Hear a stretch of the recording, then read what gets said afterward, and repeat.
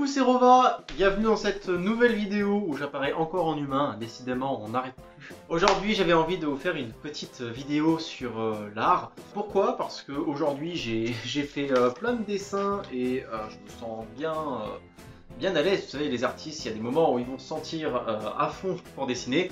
Et de moments, on va même pas être capable de faire une table, donc oui. Alors là, je tourne cette vidéo, on est le 19 mars, on est encore en plein confinement. Je sais pas jusqu'à quand ça va durer, cette vidéo je pense qu'elle sortira en avril. Je me demande vraiment dans quel état nous serons à ce moment-là. Alors, pour commencer, j'avais envie de vous présenter un concept que j'ai créé, qui marche pour les réseaux sociaux, et que je vous invite à reprendre parce que je trouve que ce concept est bien, que c'est vraiment un concept sympathique. C'est le concept que j'ai appelé l'Art Trade Cascade. Alors, qu'est-ce que c'est l'Art Trade Cascade? Je vais prendre mon ordinateur et on va lire tout ça.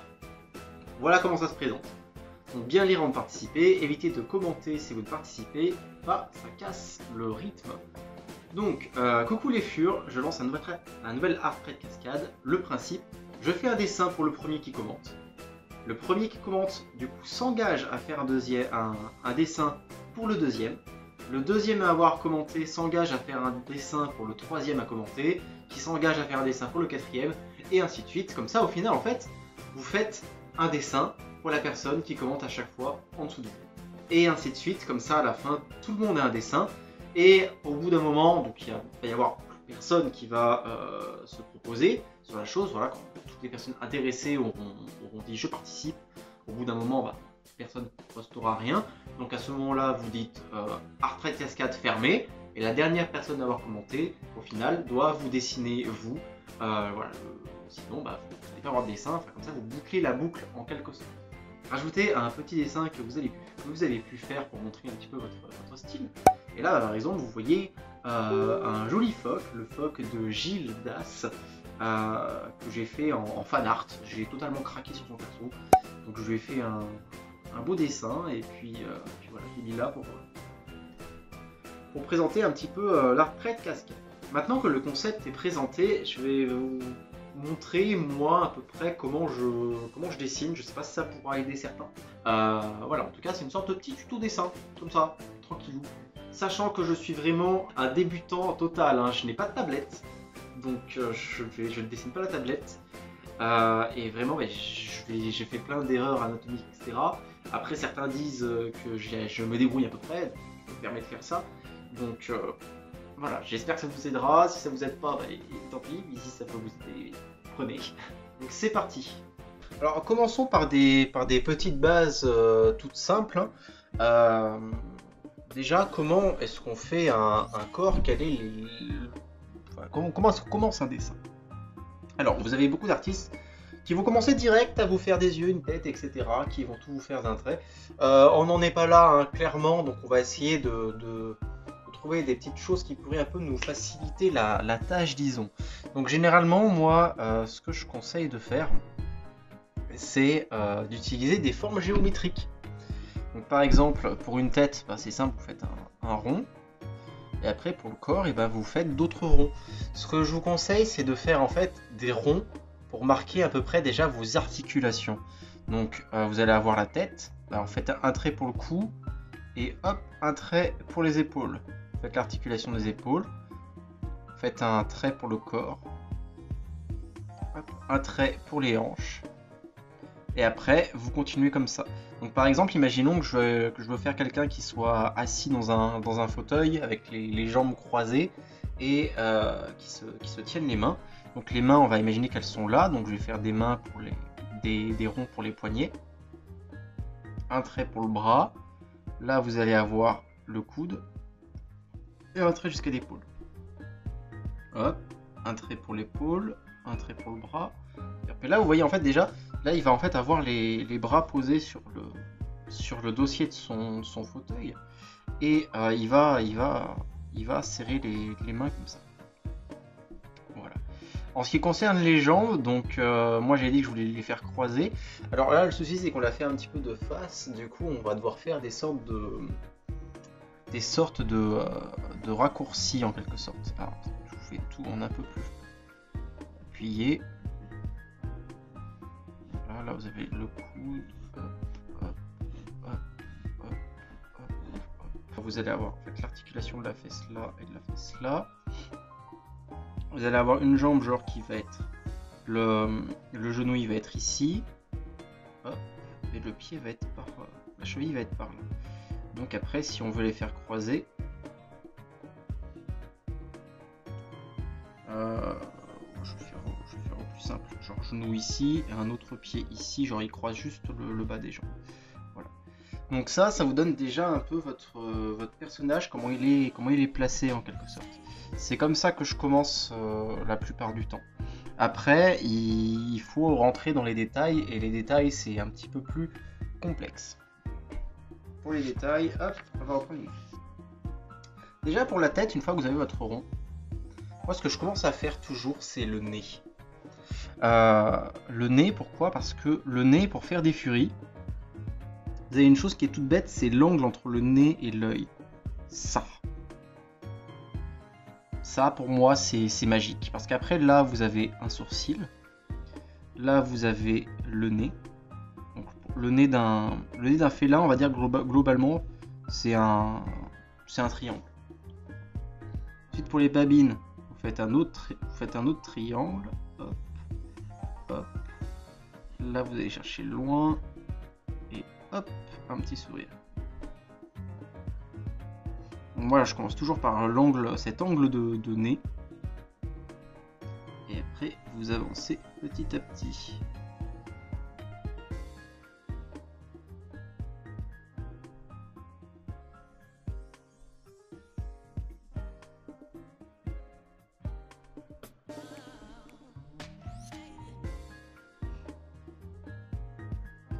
Hop.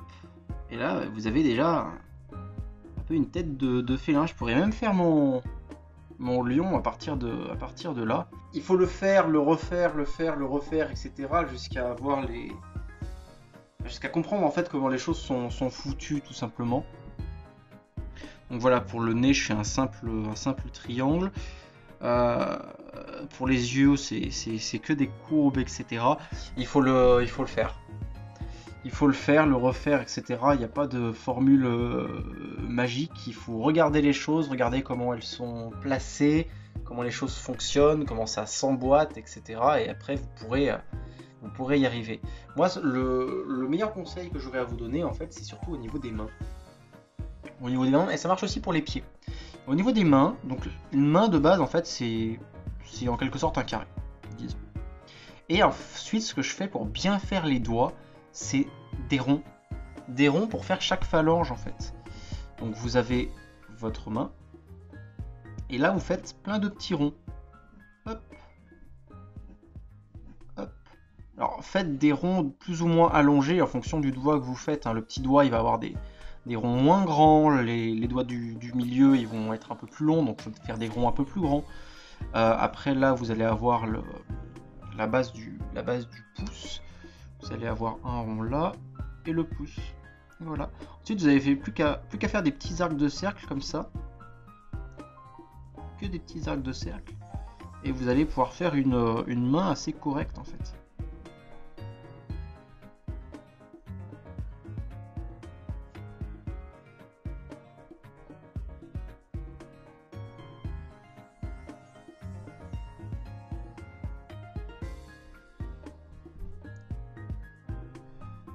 Hop. Et voilà, là vous avez une main. Après vous pouvez rajouter des griffes, vous pouvez mettre des coussinets. Là il peut y en avoir un là. Voilà, vous pouvez mettre des coussinets. Ça c'est une main assez humaine. Après vous pouvez faire varier la chose pour faire une main un peu plus furie. Une main un peu plus furie, ça va être plus un rond. Généralement, il n'y a que 3 doigts ou 2 phalanges.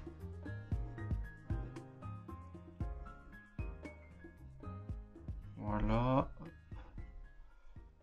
vous faites votre griffe. Vous pouvez aussi faire des petits effets de poils comme ça rend bien généralement. Hop.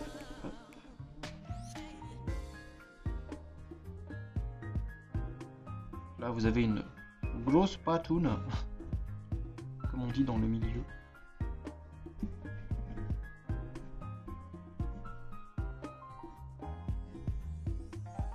Voilà, après, il faut rajouter le coussinet.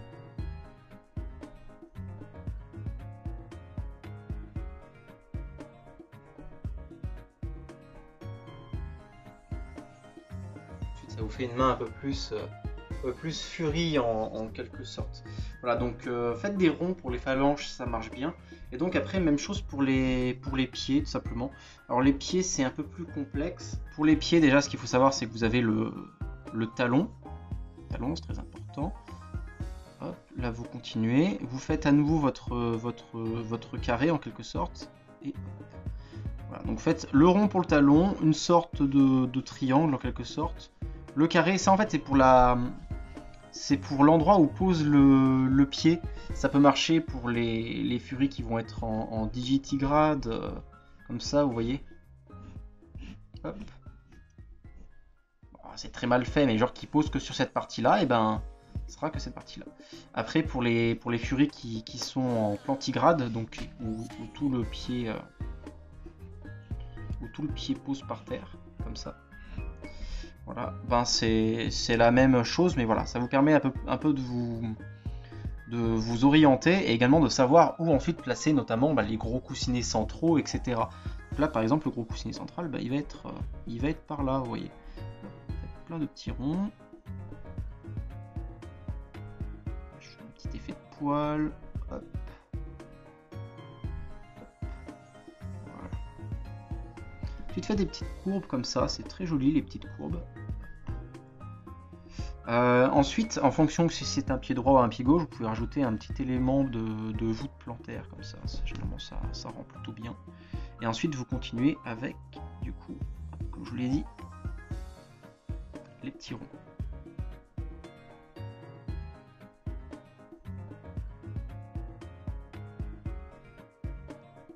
Hop, donc là, vous voyez que vous allez avoir ça ici, ça là, ça là, ça là. Là, c'est les gros coussinets.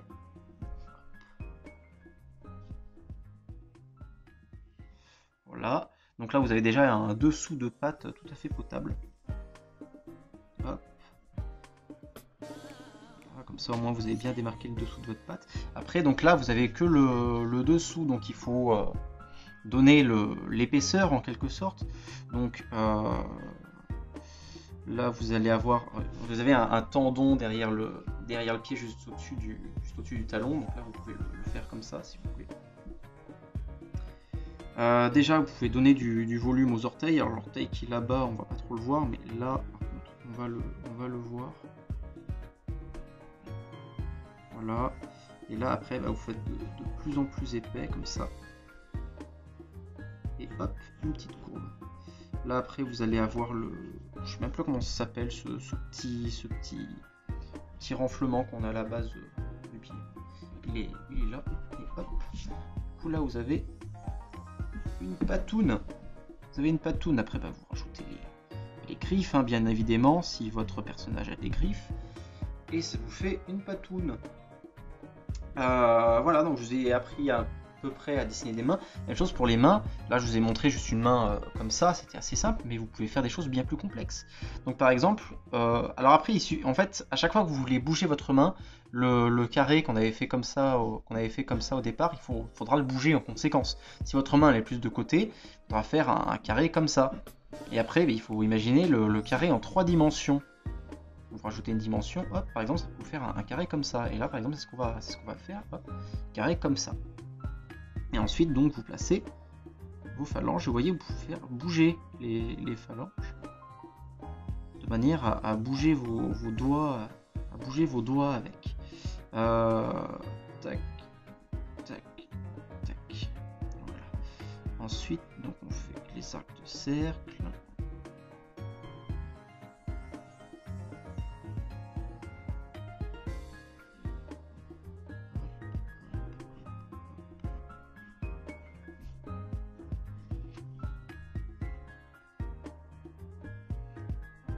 Et voilà.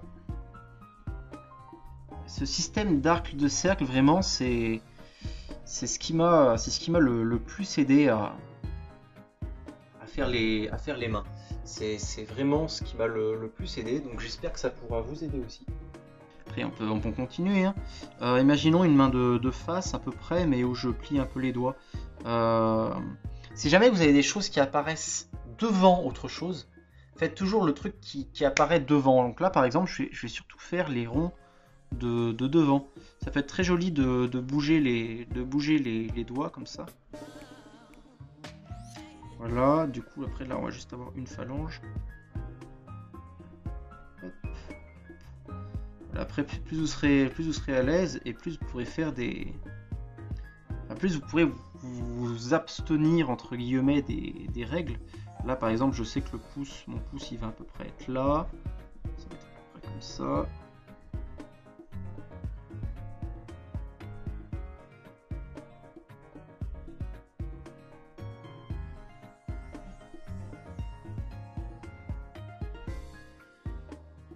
Plus vous serez à l'aise et plus vous pourrez encore une fois vous abstenir de faire ces choses-là.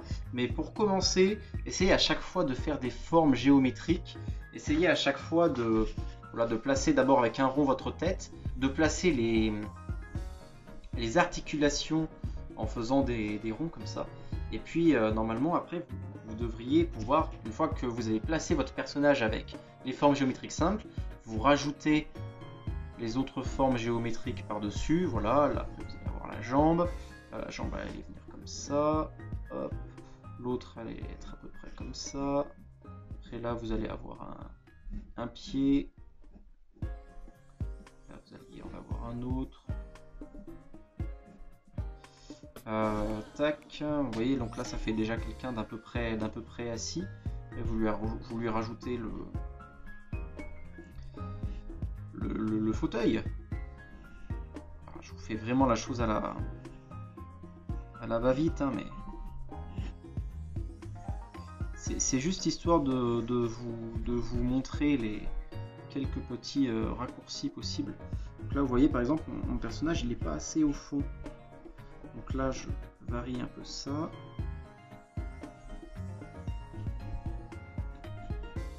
Là, voilà, j'ai dû faire varier un petit quelque chose.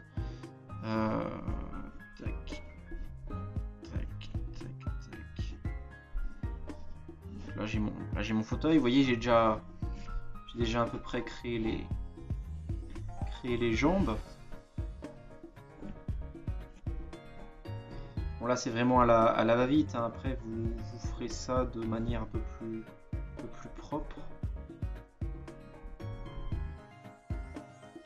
Après vous faites, comme je l'ai dit, le fameux angle, vous faites hop.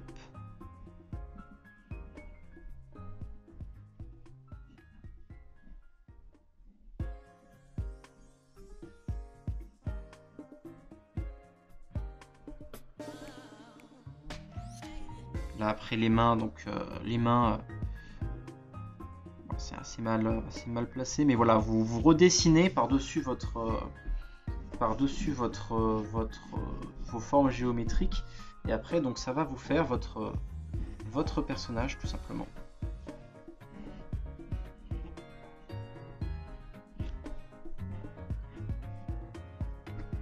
Après si vous avez plus après qu'à effacer les formes géométriques que vous avez fait, et vous allez avoir votre personnage qui va apparaître. Les mains ça va être un peu plus compliqué, je vais pas me casser la tête vu que c'est juste un schéma, mais voilà, là vous voyez vous avez un peu le cheminement de la chose. Donc maintenant je vais en profiter pour faire tout simplement un petit dessin avec vous. Que donc avec l'arc trait de cascade que j'ai lancé, et ben j'ai un personnage à faire, et ce personnage c'est un dragon. Alors c'est un dragon féral, donc c'est un peu plus compliqué, on peut plus se baser sur ce que je vous ai dit, enfin sur certaines choses que je vous ai dit, vu que ce n'est plus un humain en quelque sorte. Et donc on va essayer de dessiner ça, j'espère y arriver. Donc, comment est-ce qu'on peut le dessiner? On peut faire la tête par là. Donc, il a une tête assez allongée. Là, il a le cou. Là, il va avoir son torse de dragon. Voilà, je sais. Je vais le faire un peu tourner comme ça. Il a de petites hanches, lui. Je vais lui mettre une patoune ici. Il a des longues patounes.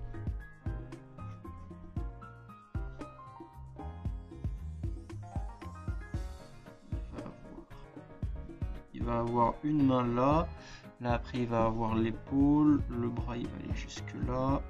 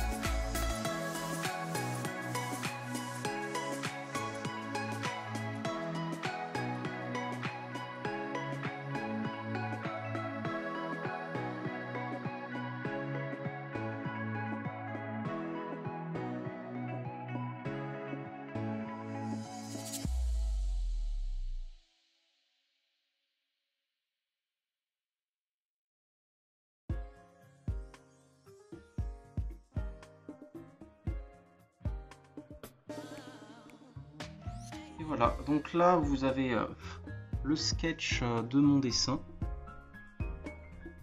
Ensuite ma technique est plutôt simple, je vais le repasser au noir avec un feutre. et le scanner. Une fois qu'il sera scanné, bah, j'aurai plus qu'à rajouter les couleurs en fait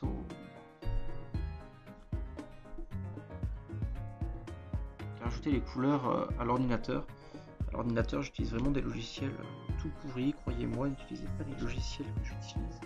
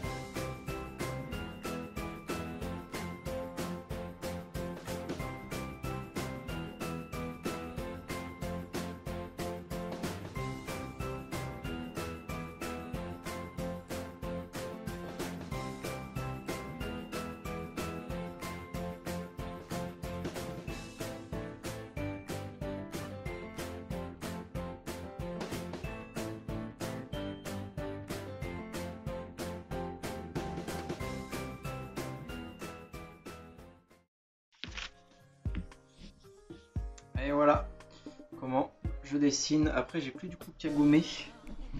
Donc, faites attention quand vous gommez, hein, parce que vous risquez de tout détruire. Et voilà. Donc là, j'ai plus qu'en fait qu'à scanner, mon dessin. Et comme je l'ai dit, après, une fois que mon dessin est scanné, je le retouche un petit peu le line à l'ordinateur, mais étant donné que j'ai pas de tablette, je dois tout faire au pad d'ordi. Donc là, mon line, en fait, il est presque parfait. J'ai plus qu'à retoucher 2-3 petits détails et ajouter la couleur. Donc sans tablette, si vous n'avez pas de tablette comme moi, ben, vous allez un peu en chier et vous allez faire que du flat. Si jamais vous avez une tablette, bah écoutez, amusez-vous. Et voilà, c'est tout ce que je peux vous dire. Donc voilà, j'espère que ce petit tuto vous a plu. Donc c'était rien de très folichon, je vous montre juste la manière dont moi j'ai dessiné et essayer de vous donner 2-3 petits conseils. N'hésitez pas à venir me parler sur Telegram si jamais vous avez des questions ou quoi que ce soit. On vous laisse tous les liens en description. Et j'espère que vous vivrez bien ce confinement et qu'on en sera enfin sorti au moment où la vidéo sortira, donc en avril.